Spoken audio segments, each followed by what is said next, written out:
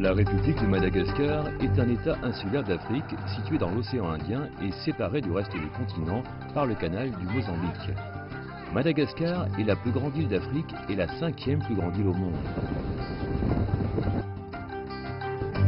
La Chine et Madagascar ont établi leurs relations diplomatiques le 6 novembre 1972.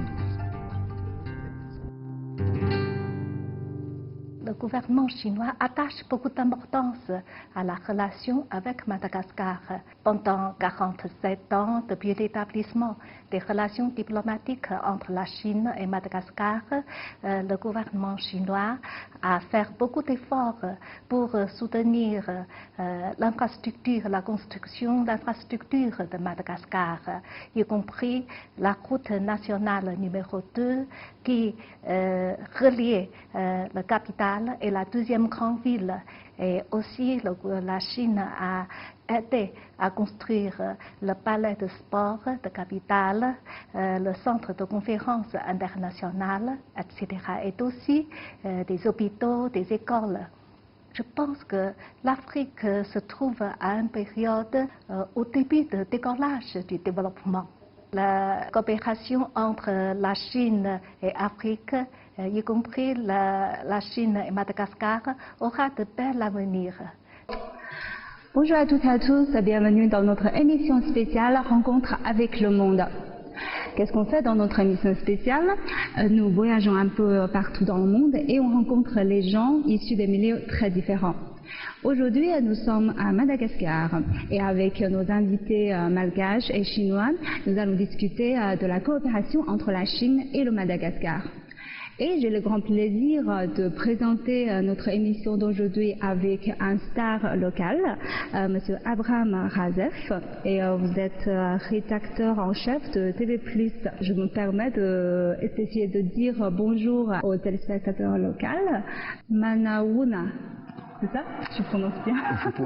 Vous prononcez très bien. Alors là, on va commencer à présenter nos invités. D'accord. Bonjour. Permettez-moi de dire ni hao. Très bien. Bonjour à nos amis francophones. Donc, nous avons 4 invités pour aujourd'hui. J'ai le plaisir de vous inviter. Monsieur Koulou Roger, ancien Premier ministre de Madagascar de 2014 à 2015. Il est également actuellement sénateur de Madagascar et également vice-président du Sénat. Bonjour. Bonjour, monsieur Abraham Razaf. Tout d'abord, un grand merci à CGTN qui a provoqué donc cette émission et cette rencontre. Merci également, évidemment, à TV+, qui a accueilli cette rencontre, qui nous a tous accueillis ici. Je vais d'abord introduire notre deuxième invité qui est lui aussi un enseignant-chercheur à l'Université de Madagascar, M. Hugues Radjonsson, économiste. Bonjour. Bonjour et merci pour cette invitation. Et j'espère que les discussions que nous aurons aujourd'hui éclaircira tout ce qui est question de relations internationales, non seulement avec la Chine, mais aussi avec les autres pays. Et je vais présenter Monsieur Zheng Yujie. Vous êtes vice-président permanent de l'Association des commerçants et des entrepreneurs chinois à Madagascar. Et j'ai aussi le grand plaisir de présenter Monsieur Liu Fan. Vous êtes un opérateur qui a vraiment commencé la promotion du tourisme entre la Chine et le Madagascar et vous êtes actuellement conseiller spécial auprès de la Commission du tourisme et de l'artisanat à l'Assemblée nationale de Madagascar. Alors, bienvenue d'abord à tous les 4. Je pense, Monsieur ex-Premier ministre, vous avez tout à fait raison de mentionner la grandeur de la Chine. Effectivement, on a 4 invités pour aborder ce sujet aussi vaste. Alors, je vais commencer par vous. Quelle est votre réflexion sur la relation actuelle entre la Chine et le Madagascar? Lorsque j'ai eu la chance d'être invité en Chine en 2014, j'avais avec moi des conseillers. Et lorsque j'ai demandé à la fin du voyage à l'un de mes conseillers ce qu'il pensait de son voyage en Chine, la réponse a été spontanée. C'était mon plus beau voyage. Évidemment, il m'a expliqué en quoi cela était beau, mais surtout de par évidemment sa rencontre avec la Chine contemporaine. Voilà donc déjà ce qui nous situe vis-à-vis de ce pays que nous connaissons encore peu, mais que nous apprenons à connaître de plus en plus actuellement par ses différents aspects linguistiques, politiques, mais également, il faut surtout parler d'économie parce que c'est l'économie qui prend donc de plus en plus d'importance en Chine pour laisser un peu plus l'idéologie depuis donc Deng Xiaoping. Je me tourne vers M. Ren, qui est vice-président permanent de l'Association des commerçants et des entrepreneurs chinois à Madagascar. Vous avez été très longtemps à Madagascar. La relation entre la Chine et Madagascar maintenant dure depuis des décennies. Alors je voudrais vous demander quels sont les souvenirs qui vous ont les plus marqués pendant votre séjour à Madagascar, pendant ces décennies de relations entre la Chine et Madagascar. Les souvenirs depuis ces 25 ans à Madagascar, ça m'a beaucoup touché, c'est la coopération sur la santé, dans le domaine de la santé. Moi, je suis arrivé à Madagascar la première fois, c'est 1992. C'est la 9e mission médicale chinoise. Madagascar, avec la Chine, se trouve dans la même option pour les domaines de la santé. C'est pour ça que le gouvernement chinois a décidé d'envoyer la mission médicale chinoise depuis 1975. Cette année, ça fait déjà 22e mission. Depuis ces 44 ans, la mission médicale chinoise a déjà envoyé 650 quelques médecins chinois qui ont travaillé à Madagascar. Moi aussi, c'est à cause de cette mission médicale chinoise que j'ai travaillé à l'hôpital en Mvumbi, dans le sud, extrême sud à Madagascar, que je connais à Madagascar. Donc, après ma mission de 3 ans en Mvumbi, vraiment, je suis très, très touché par la gentillesse, hospitalité du peuple malgache. Aussi par l'occasion et opportunité de commerce à Madagascar. C'est pour ça que je suis converti au opérateur économique au lieu de travailler dans le service de l'Eurosuisse. Je suis démissionné après ma mission de 3 ans à Madagascar. Je pense que c'est très, très coïncident. On a 2 docteurs en fait qui ont partagé leurs souvenirs avec le pays réciproque. Alors on va tourner vers Monsieur Hugues. En fait, vous êtes chercheur et on sait que le président de Madagascar a lancé un plan, une initiative pour l'émergence de Madagascar. Donc, pensez-vous que la coopération entre la Chine et le Madagascar va entrer dans ce cadre de cette plan de relance? La relation Chine-Madagascar qui dure depuis presque 40 ans déjà, a été toujours une relation très amicale. Maintenant, la question c'est que qu'est-ce que cette relation a apporté pour Madagascar? Qu'est-ce qu'elle pourrait apporter comme opportunité pour Madagascar? Et qu'est-ce que Madagascar doit faire pour profiter de cette relation? Tout en sachant que la Chine étant un pays déjà hors de l'émergence, parce que la Chine est déjà un pays parmi les pays les plus puissants économiquement dans le monde. Je crois que l'exemple de la Chine doit être un exemple pour les pays du tiers-monde qui vont essayer de chercher quelles sont les voies pour arriver au développement. Si je retiens quelque chose sur la coopération chinoise, par exemple, en matière de relations, parce que nous avons 2 docteurs à Madagascar, il est certainement temps pour Madagascar de développer la médecine traditionnelle. Et la Chine peut nous aider justement avec l'existence de biodiversité à Madagascar, de plantes médicinales. Et ça, c'est une opportunité pour les Malgaches, opportunité aussi pour les apprentis sorciers malgaches pour devenir des vrais médecins traditionnels. Et pourquoi pas former une pharmacopée de type industriel. Ça, c'est peut-être qu'il faut s'engager dans cette coopération de développement, non seulement des ressources humaines, mais aussi d'institutions qui nous permettra de nous développer. Par ailleurs, la Chine fait beaucoup de choses à Madagascar, notamment en matière d'infrastructures, les routes, etc. Ce sont, si vous voulez, des outils et des instruments qui nous permettra de faire développer des régions qui jusqu'à maintenant sont des régions hyper pauvres à Madagascar, et de développer les mentalités des gens qui vont aller vers une mentalité d'opérateurs. Et là, je pense que l'association chinoise peut nous aider aussi à former les entrepreneurs. Comment, justement, acquérir les informations pour être sur la scène internationale en matière de commerce. Maintenant, qu'est-ce que le gouvernement de Madagascar doit faire? C'est qu'il y a beaucoup de travail préalable. Préparer le peuple malgache, justement, à aller de l'avant dans cette coopération, pour que cette coopération soit la plus profitable possible pour eux.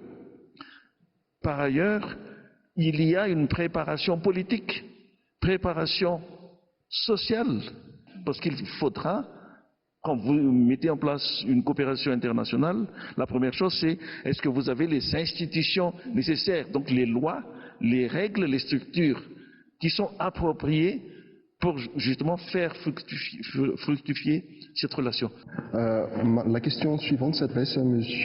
Liu Fan, qui est, je rappelle, conseiller auprès de la Commission du tourisme et de l'artisanat à l'Assemblée nationale malgache, mais qui est également un opérateur économique.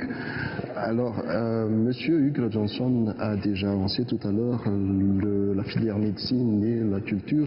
La question est, en tant qu'opérateur économique, en tant qu'entrepreneur, quel regard portez-vous pour la coopération entre la Chine et Madagascar pour ces filières? Quand on parle de la collaboration, la coopération entre la Chine et Madagascar, évidemment, ça date depuis une quarantaine d'années.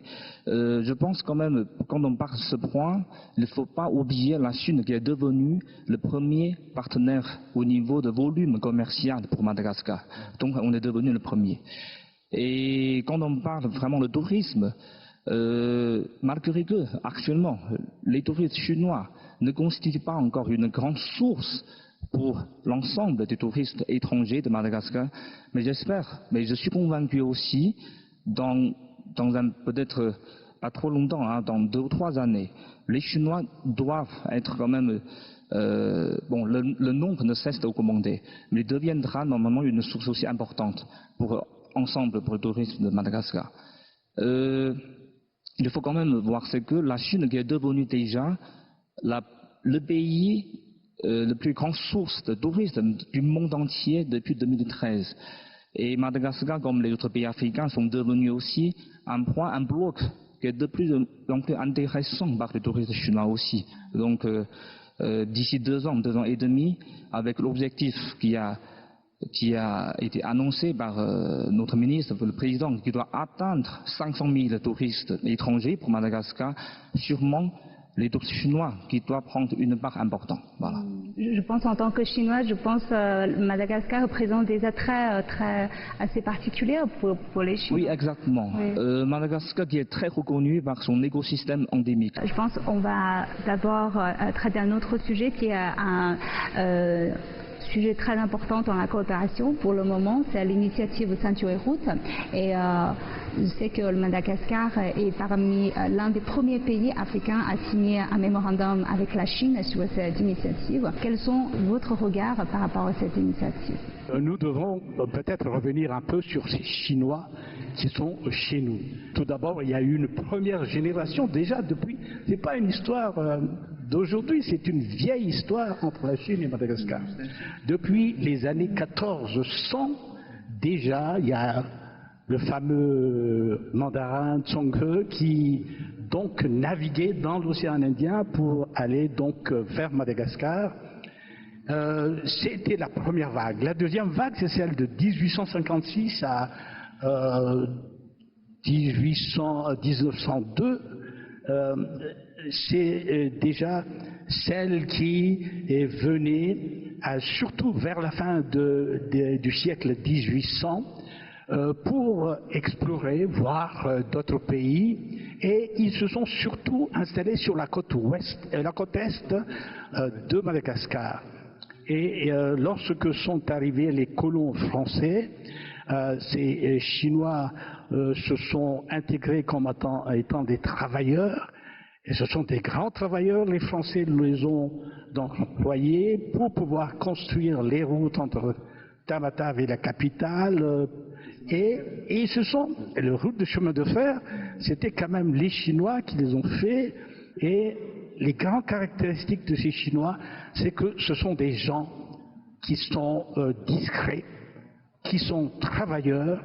En tout cas, ceux qui sont arrivés, c'était les cantonais à cette époque-là, et vraiment, ils se sont bien intégrés à la population malgache. Et donc ces Chinois, par la suite, se sont surtout installés dans le commerce et l'agriculture chinoise, et donc se sont un petit peu fait oublier et se sont intégrés dans la carte humaine et économique de notre pays. Est-ce que vous voulez parler des anciens Chinois qui se sont installés à Madagascar et les nouveaux Chinois qui sont venus récemment à Madagascar, monsieur l'ancien Premier ministre? Et les anciens Chinois, ce sont surtout les cantonais qui se sont donc, comme j'ai dit, installés sur la côte est, mais par la suite, bien sûr, il y a eu d'autres Chinois qui sont arrivés, et je pense que nous n'avons, évidemment, ils ont une petite différente mentalité, mais les Chinois, ça reste toujours des gens qui se sont bien intégrés et qui ont été très discrets jusqu'à maintenant pour pouvoir donc faire de ce pays un peu leur pays et développer l'économie de notre pays avec nous. Les nouveaux Chinois qui commencent à venir à Madagascar, c'est surtout à partir de la Chine qui a pratiqué la grande réforme et l'ouverture. C'est-à-dire vers les années 90, c'est surtout pour les années 90, des nouveaux Chinois qui commencent à envoyer, qui commencent leur nouvelle aventure à Madagascar par des vagues. Alors vous êtes vice-président de l'association des commerçants et des entrepreneurs, donc vous connaissez beaucoup de Chinois, donc je pense monsieur ex-premier ministre a présenté vraiment l'histoire des Chinois qui arrivent à Madagascar. Est-ce qu'il y a des choses que vous voulez compléter? Vraiment, je suis très d'accord avec monsieur le Premier ministre. Il a bien résumé l'histoire des Chinois à Madagascar. Je suis tout à fait d'accord avec lui. Les Chinois anciens arrivés à Madagascar, c'est bien intégré dans la société malgache. Pourquoi nous avons monté cette association? C'est pour éduquer les nouveaux Chinois venus à Madagascar pour respecter les lois, ça c'est le principe. Et puis, il faut que les Chinois s'habituent et s'entendent avec les coutumes malgaches. Et puis, il faut vraiment vivre harmonie avec les sociétés malgaches. C'est ça le but de notre association, vraiment. Mais pensez-vous que ce genre des éléments historiques entre les Chinois et les Malgaches présentent un avantage dans la coopération, je ne sais pas, surtout par exemple dans ce qu'on va faire l'initiative Ceinture Route, parce qu'il y aura beaucoup de co-construction ou de projets où les deux parties doivent travailler ensemble. Est-ce que cela facilitera des choses, ou bien il y a des chocs culturels? Je ne sais pas. Est-ce que ces raisons historiques peuvent avoir un élément à jouer là-dedans? Je pense que la relation sino-malgache est une relation non seulement qui a duré, mais c'est une relation qui peut évoluer vers quelque chose de très positif, parce que les Chinois ne sont pas seulement intégrés, mais ils participent à la création de valeur ajoutée, par la création d'emplois, création des entreprises.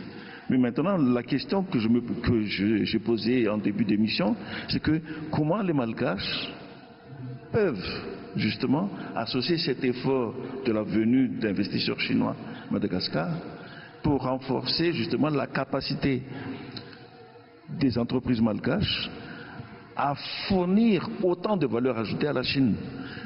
Comme mon voisin a dit tout à l'heure, en volume, la Chine est quand même le premier partenaire de Madagascar. Maintenant, il faut aller en valeur. Comment augmenter cette valeur que l'on obtient de cette coopération sino-malagasy. Vous avez une réponse déjà? La réponse est que, comme j'ai dit tout à l'heure, on doit se préparer. C'est-à-dire que préparer le système de production malgache à pouvoir concurrencer les autres opérateurs sur le plan mondial. Parce que l'avenir des relations mondiales économiques est inimaginable sans la Chine. Donc je pense qu'on peut s'appuyer sur cette relation avec la Chine pour nous permettre d'être capables d'affronter la concurrence internationale sur le plan mondial. Donc moi, ce que si j'ai les décisions avec moi, c'est de dire, travailler avec le gouvernement chinois, préparons ensemble les futurs opérateurs malgaches qui vont travailler avec les grandes entreprises chinoises, préparer le système de production aussi malgache à recevoir les investissements chinois qui vont venir ici. C'est pas seulement... Il y a aussi des questions, c'est que on n'a pas les ressources humaines qui sont aptes à accueillir les vrais investissements. Donc là, il faut préparer des jeunes malgaches, justement pour recevoir cela. Et si on parle de tourisme, parce que mon voisin a parlé de tourisme tout à l'heure, il faut déjà avoir une politique et se préparer à recevoir beaucoup de touristes chinois qui vont venir à Madagascar. Par rapport à cette question, quand on parle de cette nouvelle route de la soie, quelles pourraient être les opportunités qui s'offrent à la communauté chinoise à Madagascar par rapport à cette initiative? Quand on parle de grande initiative de la ceinture de la route maritime, je pense que ça tombe bien aussi, surtout avec le président Radjoel qui a lancé l'initiative Émergence Madagascar. Donc je suis convaincu que la Chine qui pourrait et devrait aussi être un partenaire indispensable pour aider Madagascar à devenir carrément un pays émergent. Parce qu'avec l'expérience, avec les savoir-faire, comme Hugues qui l'a mentionné, donc qu'est-ce qu'on peut en profiter, cette initiative, la ceinture de la route, et pour créer des impacts positifs économiquement pour participer au développement de Madagascar. Je reviens toujours un peu sur le côté humain. Moi, je pense que Madagascar a une place privilégiée pour justement constituer une plateforme d'échange, une plateforme relationnelle entre l'Orient et l'Occident. Madagascar a la chance d'être à la fois orientale, de par sa culture, de par son aspect humain, mais également occidentale de par son éducation. Nous avons suivi donc une éducation à la française, une éducation à l'occidentale, et ce fait de l'histoire nous met donc d'emblée comme ça sur la route, si vous voulez appeler la route de la soie maritime entre la Chine et Madagascar. Mais je rejoins le professeur Johnson qui dit donc il faut en fait une certaine éducation. On ne peut pas, quand on parle évidemment de ce relationnel, de cette route de la soie maritime, on est obligé de parler de la mondialisation. La mondialisation doit, dans un premier temps déjà, évidemment il n'y a pas que nous, mais ça doit se faire aussi de façon internationale, parce que ce n'est pas seulement nous qui sommes concernés, mais il y a aussi tout l'Occident. Vous avez vu déjà l'avancée de ce projet de la route de la soie continentale qui va aboutir sur l'Europe, mais moi, je pense que, bien sûr, cette mondialisation doit subir une véritable transformation. Et cette transformation, moi, je pense que les Chinois l'ont bien comprise. Le caractère unipolaire, voire même impérialiste de la mondialisation doit disparaître au profit d'une mondialisation 2.0, mettant en valeur les échanges transparents et équitables des différents partenaires. Nous devons aussi nous préparer à un programme de formation spécifique dédié à la nouvelle notion de mondialisation qui doit être mené conjointement à un projet national visant à mettre l'éducation au cœur en renforçant les outils essentiels à un développement positif et durable, à savoir la mise en place d'un projet accessible à tous dans la restructuration et l'innovation de nos routes. Et quand je parle de routes, bien sûr, les routes de l'information, de la communication, dans lesquelles les Chinois excellent. On parle de la 5G et les routes également des échanges terrestres, maritimes et aériens. La nouvelle technologie telle que la 5G, les intelligences artificielles, la robotique, peuvent sans aucun doute contribuer à la réussite d'une telle coopération. On pourrait donc, pourquoi pas, en profiter de cette éducation, profiter de toutes ces connaissances que la Chine a, d'autant plus que nous avons cette chance, cette possibilité d'avoir donc cette opportunité d'être aux portes de cette route de la soie. Cette année, on fête le 70e anniversaire de la fondation de la République. Quelles sont les opportunités, non seulement pour les Chinois d'outre-mer, mais pour les entreprises malgaches à votre pays? Lorsque j'étais Premier ministre, on avait construit avec les Chinois ce grand hôpital, pour ne pas dire l'un des plus grands hôpitaux de Madagascar, de Anoussial. Et nous avions réservé toute une aile pour la médecine traditionnelle. Je crois que la question est maintenant de valoriser les ressources génétiques dans Madagascar. On a beaucoup. La Chine peut nous aider là-dedans. Je reviens sur le mot, c'est la réforme et l'ouverture. Donc peut-être Madagascar aussi qui a besoin encore d'une réforme, d'une ouverture avec des politiques plus concrétisées. Voilà. Vous qui travaillez dans le secteur du tourisme, qu'est-ce que vous pensez de cette protection de l'environnement par rapport aux nouveaux investisseurs qui s'installent à Madagascar? Pour développer ce pays, il faut vraiment avoir une politique en général pour en même temps de rendre toujours cette beauté unique, continuer comme la belle de Madagascar. Il y a quelque chose qui est important à souligner, c'est qu'on doit avoir des dispositifs de gouvernance en matière de ressources naturelles. Je pense que la Chine peut nous aider dans cette lutte contre la destruction négative de l'environnement. Nous avons vraiment de quoi attirer le monde. Mais il faut quand même être réaliste. Nous n'avons pas de quoi accueillir les gens. C'est pour ça la Chine qui participe activement dans le domaine des infrastructures. On dit souvent la Chine peut nous aider à faire ceci, faire cela, mais en revanche, je pense que Madagascar a de quoi aussi... Madagascar doit être prêt justement à aller dans ce développement commercial, mais il faut aussi demander qu'est-ce que les Chinois ont besoin.